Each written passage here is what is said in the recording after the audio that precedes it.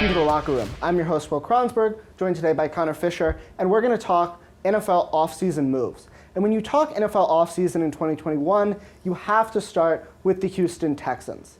Obviously, they overhauled their coaching staff, they overhauled their front office, but quarterback Deshaun Watson is demanding a trade. He wants out of Houston, and he's not the only one. J.J. Watt was granted his release last week. He's looking around. So, Connor, I have to ask, what do you think is going on with the Texans, and how can they fix it?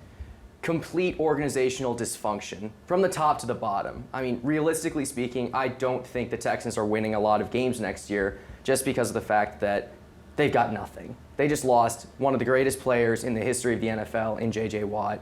Deshaun Watson, who just led the league in passing once out. They got rid of DeAndre Hopkins, who was one of the best receivers in the league. They had a playoff team 2 or 3 years ago. Now, I don't even think they're going to win 5 games.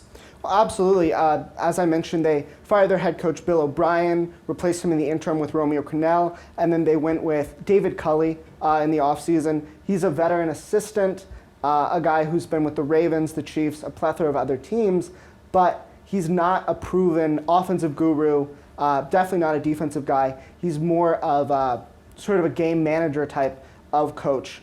And Deshaun Watson doesn't want that. He is in the prime of his career. He's looking to score constantly and really be a productive quarterback like we all know he can be. Looking at J.J. Watt, I think there are a lot of landing spots. People have said he could go with the Steelers. He could go with a divisional rival of the Steelers who have both of his brothers. So, I mean, where do you see J.J. Watt ending up now that he's no longer with the Texans? From what I've heard that, of course, the Steelers would be a good place for him to be because that would be insane on that defensive line. Plus, all of his brothers are there, so that's a good family story. I've heard he might return to Wisconsin, go play for the Packers, and also the Browns because they need another D-end on the other side of Myles Garrett. I think those are the 3 teams that are probably going to push the hardest to get him.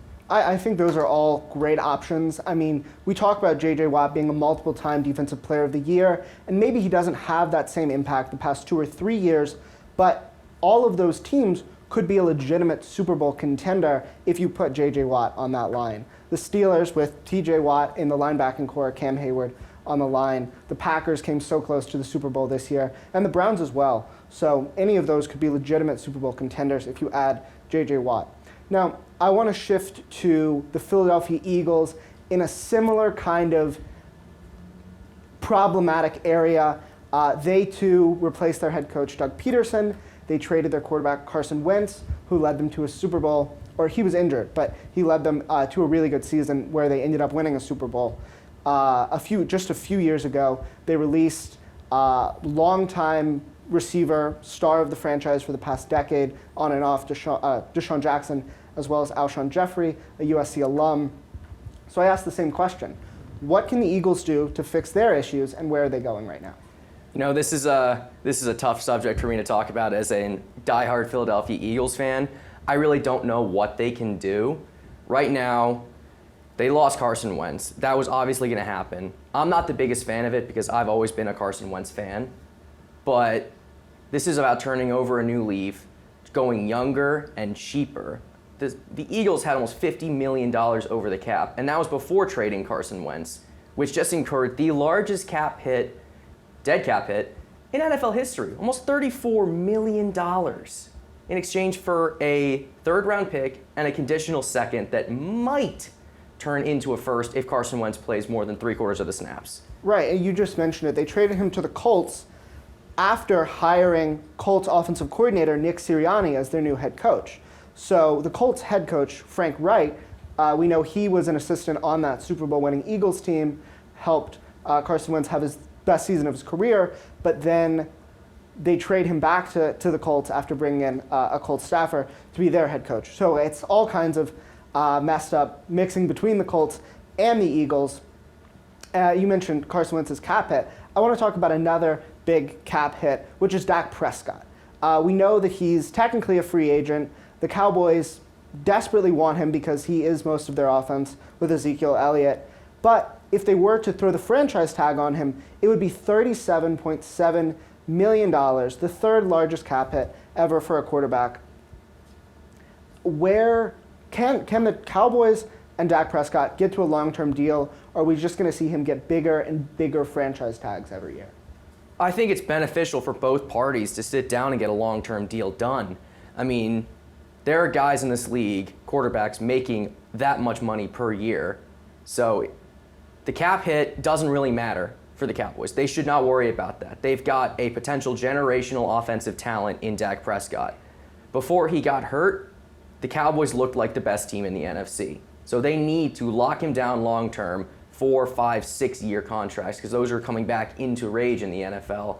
Lock him up long-term, pay most of the money up front, bring it down as his career starts going down, and then start addressing the other problems on your team, especially the defense.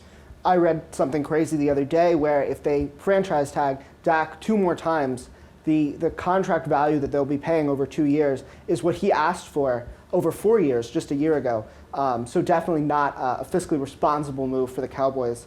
Now, talking about 2 other quarterbacks in the NFC, Matthew Stafford, Jared Goff. They switched teams. Stafford was traded from the Detroit Lions to the LA Rams, and the Lions got back Jared Goff, who was the Rams starting quarterback, a 2022 and 2023 first-round pick, and a third-round pick in the upcoming NFL draft.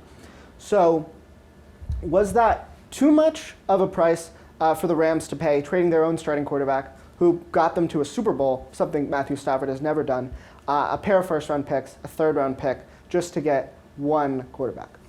I mean, call me old-fashioned, but I'm not a big fan of throwing away first-round picks, especially for a bit of an older quarterback. That being said, that's basically what the Rams have done since they've selected Jared Goff, is throw first-round picks around the league. And they managed to get to the playoffs this year. And with Matt Stafford on this roster, with the offense that they've got and that defense, which looked dangerous last year, they could realistically win the NFC West. I think this was a calculated, short-term move with a long-term payout. Well, sure, they have Stafford now, and you mentioned they got to the playoffs this past year. Jared Goff actually didn't start their first playoff game, whether that was injury or really a benching. It was kind of a mix between the two, but Goff has been a little bit downhill. Now you replace him with another quarterback who might have more skills, but you've given up 2 first-round picks. You're not going to be able to surround him with as much talent, and I just worry about the risk-reward there for Los Angeles. Now, the last thing I want to talk about as far as NFL offseason moves, something we've already touched on a little bit, is coaching changes. There were 7 coaching changes between the start of last season and now. Most of them have been, have gotten decent results. You look at somebody like Robert Saleh replacing Adam Gase with the Jets, a good chance for them to get a defensive mind in there, somebody who's a little bit younger, and we'll see how that impacts their quarterback, Sam Darnold. We talked about the Texans, but which coaching change do you think is going to be the most impactful in a positive light? Who's going to have the biggest benefit? Well, I think it's Robert Saleh. Frankly, a wet paper bag could have coached the Jets better than Adam Gase down the stretch. You got a guy who has been consistently building up defenses. I mean, San Francisco's defense just 2 years ago was a juggernaut. You throw that Jets defense, who has some solid players, some of whom opted out because of COVID, so they'll be back this year. They've got 2 first-round picks. They can throw at basically anything they want. And they've got a coach who is a developer of defensive players. The Jets looked like a solid team just 2 years ago. Maybe with Saleh, they're going to be able to actually beat the Patriots for once. I mean, I really like that move for the Jets, definitely. I also really like Urban Meyer, former head coach at University of Utah, Florida, and Ohio State, who's won a college football playoff national championship. He's going to be the new head coach of the Jacksonville Jaguars, replacing Doug Marrone. I think that's a good move. We know the Jaguars have the first overall pick. It's a good chance to build a new, younger core with a new head coach who has had a lot of success at the college level. One look that I really don't like is what the Detroit Lions did. We mentioned they picked up Jared Goff, a couple of picks, but they also replaced their coach. They went from Matt Patricia, a defensive specialist who spent a lot of his career with the Patriots, to Dan Campbell, who was the assistant head coach of the Saints. Not a guy who has particular ingenuity with offense or defense. He's more of a leader in terms of vocal leader, very inspirational. But in the NFL right now, we're looking for guys like Sean McVay who have these bright ideas for how to engineer a brand new, really exciting offense, and I just don't see that one succeeding. That'll do it for us on this week's edition of The Locker Room. For Connor Fisher, I'm Will Kronsberg. Thank you so much for watching.